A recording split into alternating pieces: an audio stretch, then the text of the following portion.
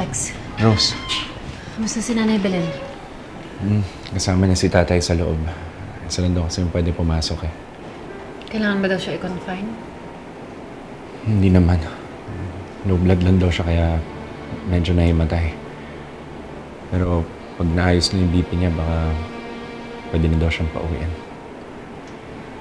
Buti naman. Buti na lang, ganun lang yung nangyari kay nanay.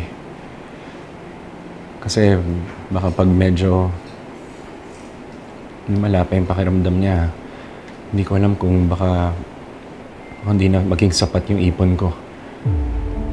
Rose, kailangan ko na talaga maghanap ng trabaho.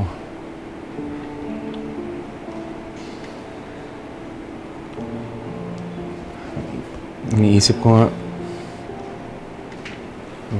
ko mag-apply kay Amira. Kasi di ba nabaril yung bodyguard niya? Pansamantala lang naman to, Rose. Di ba pwedeng maghanap ka ng ibang trabaho, yung mas permanente? Rose, maniwala ka sa akin. Ginawa ko ng lahat. Naghanap na ako. Pero hindi ko alam eh. Ang hirap ata humanap talaga ng trabaho ngayon. Ito na lang naiisip kong paraan. Ikaw? Kung para naman kay Nanay Belen, edi sige.